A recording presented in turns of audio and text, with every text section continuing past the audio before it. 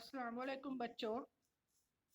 आज हम 10वीं में प्रश्न पत्रिका का चौथा भाग निबंध उपयोजित लेखन के बारे में हम लोग उसका पहला हिस्सा निबंध लेखन और आत्मकथा लेखन ये हमको आज पढ़ना है। तो बच्चों आज हम इसमें दो प्रकार के निबंध को समझेंगे, एक तो चरित्रात्मक निबंध और एक आत्मकथा निबंध। तो हम लोग स्टार्ट करते हैं पहले चरित्रात्मक निबंध से। इसमें मैंने लिया है बच्चों संत गाड़गे बाबा, संत गाड़गे महाराज आवड़ता संत।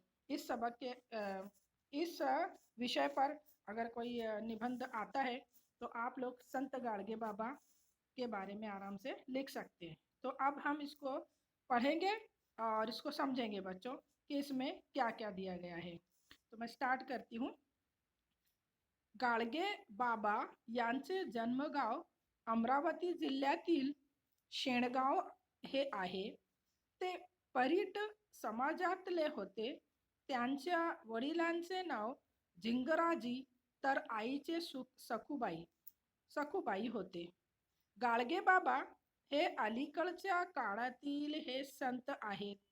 त्यांनी समाजातील दारिद्र्य नि जातीभेदामुळे निर्माण होणारी विषमता, त्याचप्रमाणे देवभोळेपणा याच्यावर आपल्या कीर्तनातून वार केले। देव दगडात नसून माणसात असतो, यासाठीच माणूस घडविणे हेच आपले ब्रीद असायला हवं। त्यासाठी शिक्षण घ्यायला हवं असे त्यांचे परखड मत होते। लहानपणापासूनच गाडगेबाबांना डेबू किंवा डेबूजी म्हणत। घरची परिस्थिती बिकट असल्यामुळे ते मामाची गुरे सांभाळत, तसेच शेतीची कष्टाची कामे करत।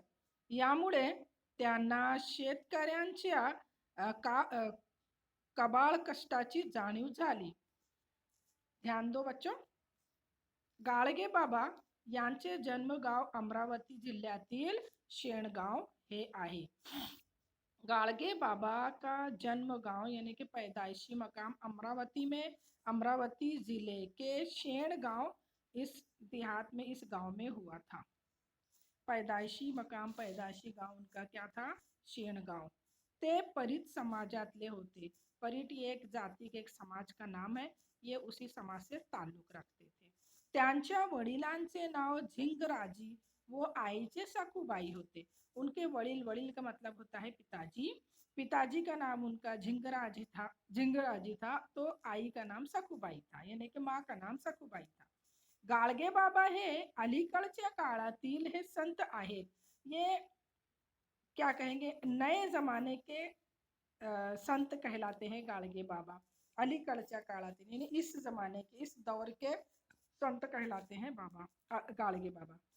त्यांनी समाजातील दारिद्र्य नि जातिभेदामुळे निर्माण होणारी विषमता, उन्होंने समाज में जो गरीबी और जाति भेदभाव के ऊपर जो विषमता पैदा हो गई है, त्याचप्रमाणे और उसी तरह देवभोळेपणा त्याच्यावर आपल्या कीर्तनातून वार केले आहे।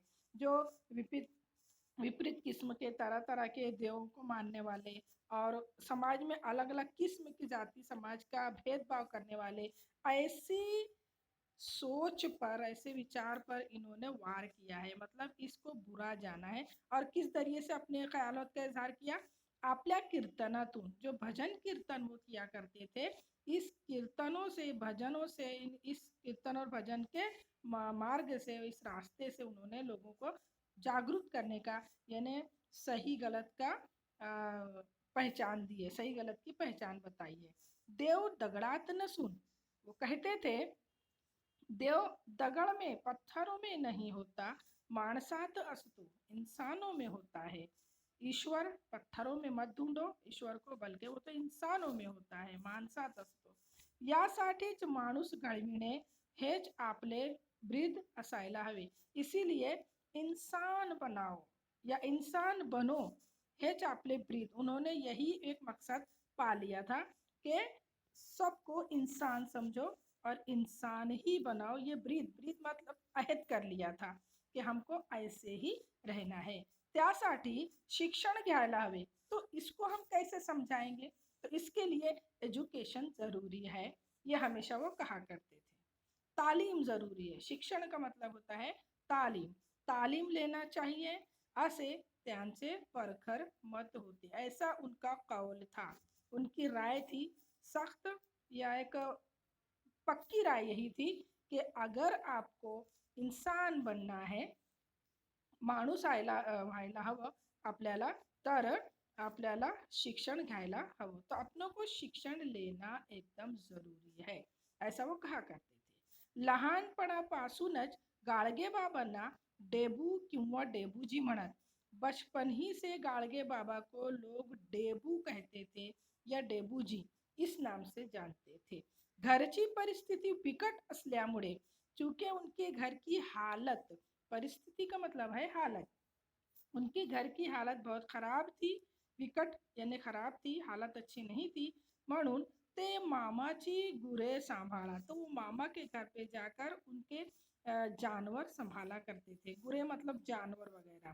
तसेच शेतीची कष्टाची कामे करत और खेतों में रहकर मेहनत का काम किया करते थे।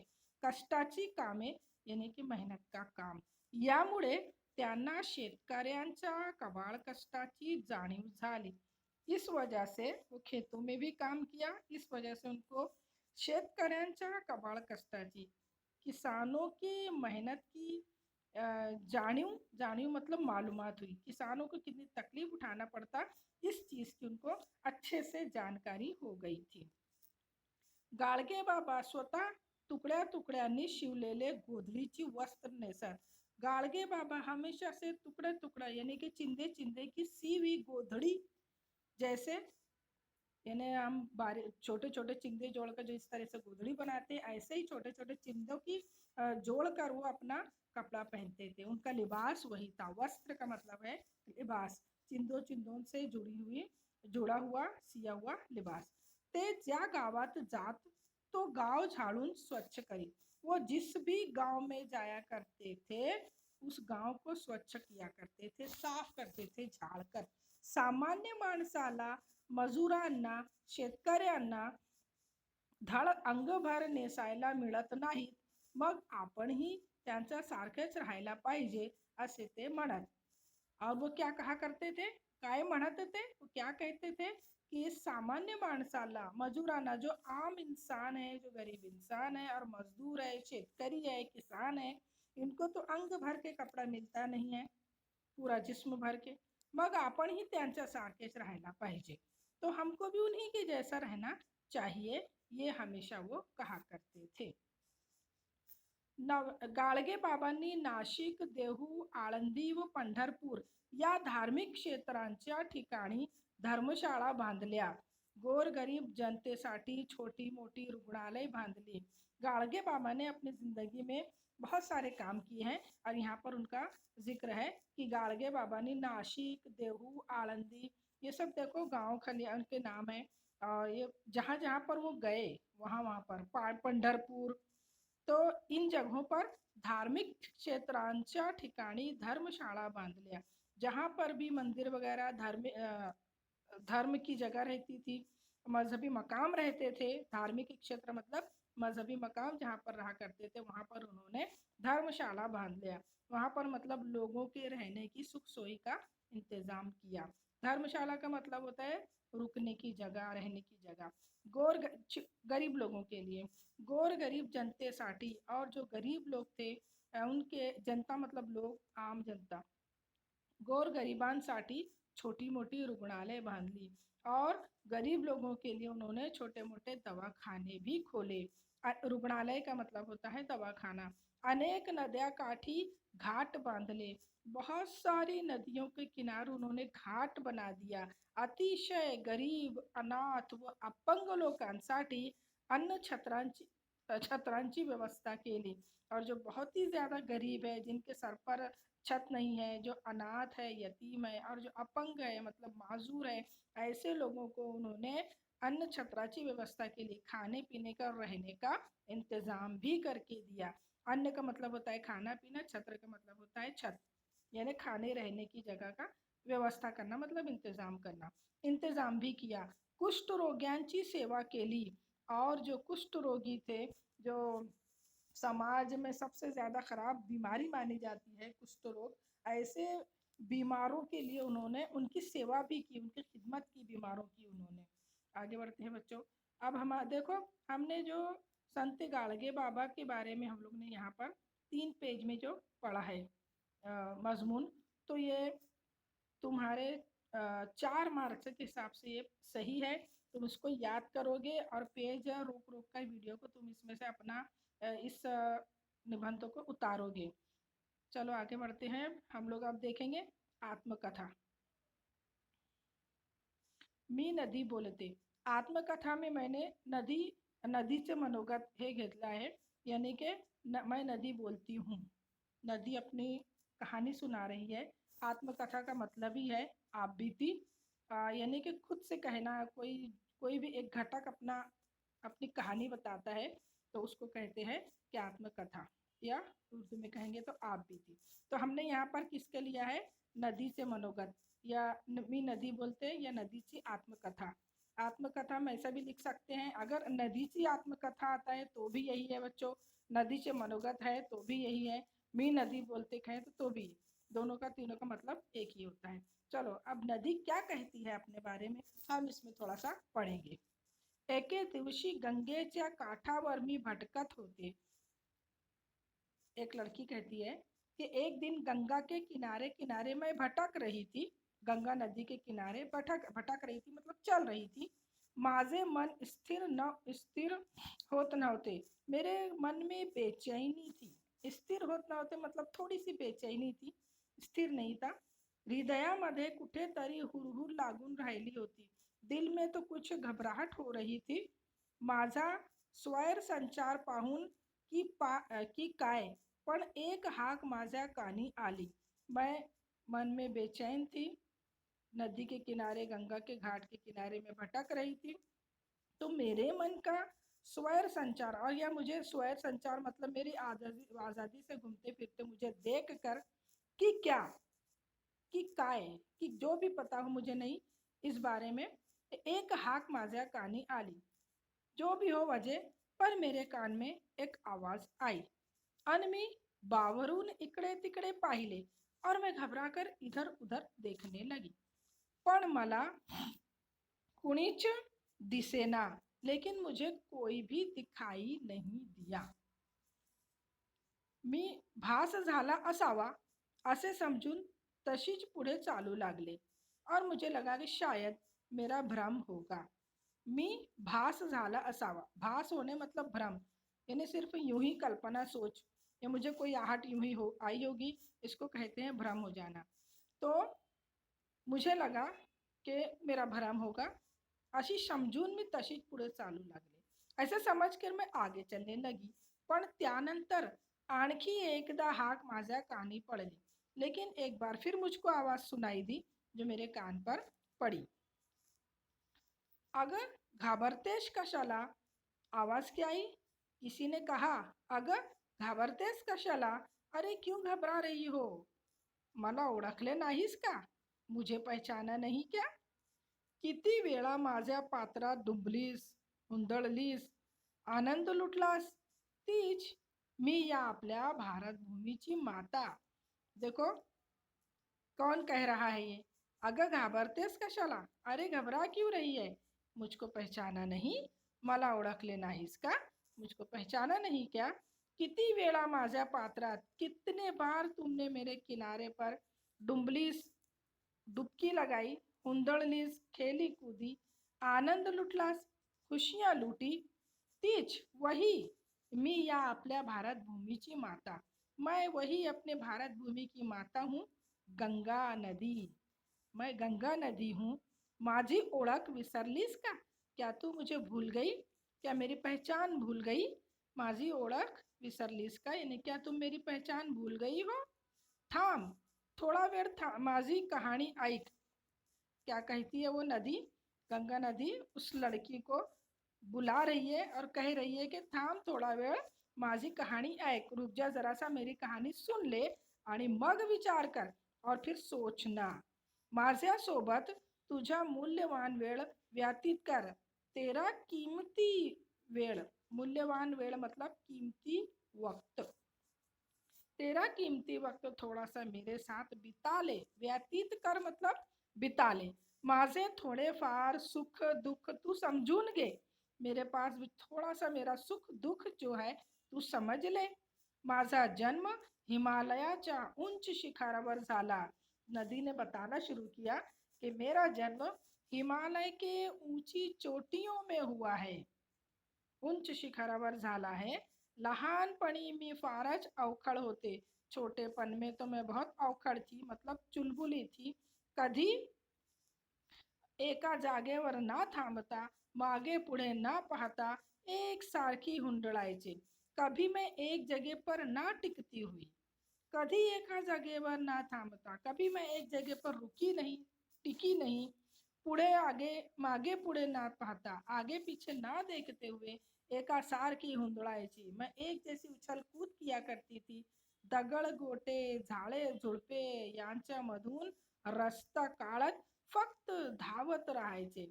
दगड गोटे पत्थर वगैरह, गोटे पत्थर, झाड़ झुडपे झाड़ियां वगैरह, इन चीजों के बीच में, यांच्या मधून, इन चीजों के बीच में से रास्ता काढून मैंने हमेशा रास्ता निकाल कर फक्त धावत राहिली, सिर्फ भागती ही रही.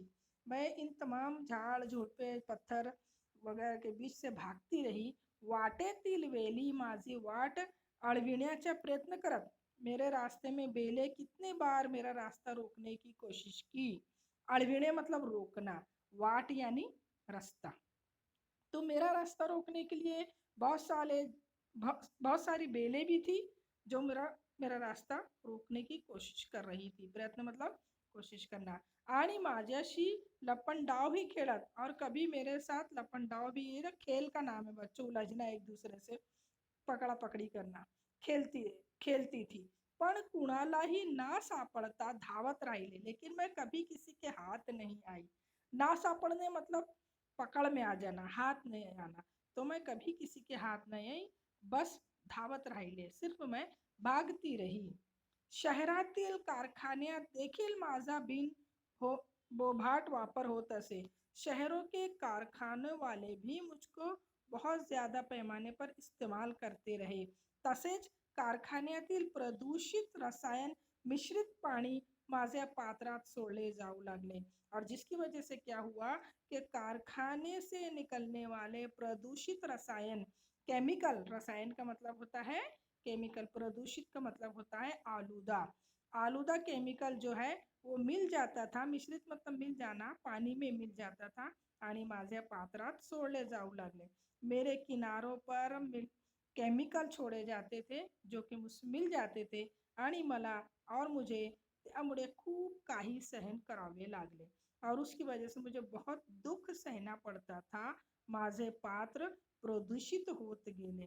मेरा जो किनारा था, मेरा जो पानी था, वो प्रदूषित होता गया. प्रदूषित का मतलब होता है आलूदा, आलूदा होता गया. गणपति विसर्जनासाठी आल्यानंतर फिर कभी गणपति डुबाने के लिए भी लोग आते थे.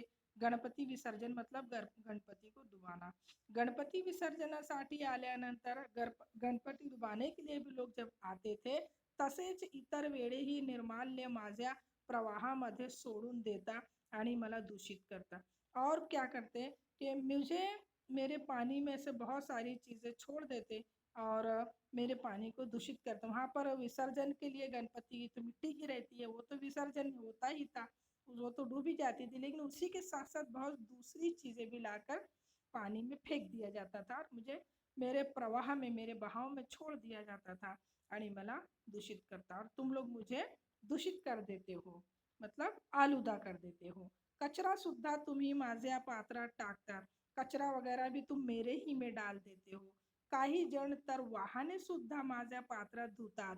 कुछ लोग तो वाहने मतलब गाड़ियां, चार चाकी दो चाकी, काही जण तर वाहने सुद्धा माझ्या पात्रात धुतात. मेरे ही पानी में कुछ लोग गाड़ियां धोते हैं.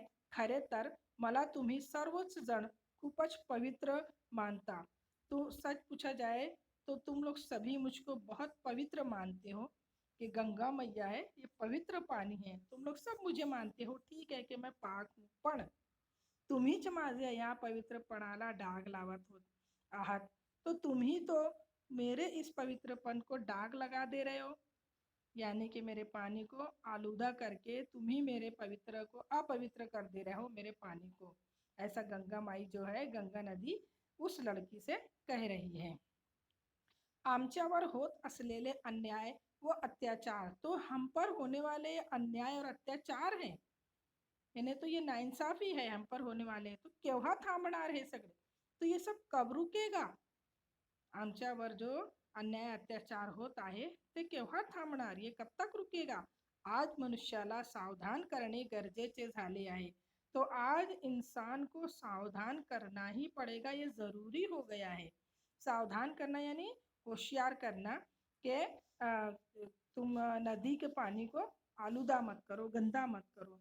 म्हणून मी माझी कथा तुला सांगून माझे मन मोकळे करत आहे। इसीलिए तो आज मैं मेरी कथा तुझसे बोलकर मेरे मन को हल्का कर रही हूँ। देखो गंगा नदी क्या कह रही है उस बच्ची से, क्या कह रही है कि आमच्यावर होत असलेले अन्याय व अत्याचार, हम पर जो अन्याय हो रहा है, नाइंसाफी हो रही है, पर जुल्म हो रहा है, अत्याचार का मतलब जुल्म हो रहा है, तो ये केव्हा थांबणार? ये सब कब रुकेगा? आज मनुष्याला सावधान करणे हे गरजेचे झाले आहे। आज इंसानों को होशियार कर देना जरूरी है, बताना जरूरी है कि हम पर क्या बीत रही है। म्हणून मी माझी कथा, इसीलिए जो मेरी कहानी है, तुला सांगून, तुझको कहकर माझे मन मोकळे करत आहे, मेरा मन मैं हलका कर रही हूँ। कदाचित यातून तुम्ही काहीतरी मार्ग नक्कीच काढतील।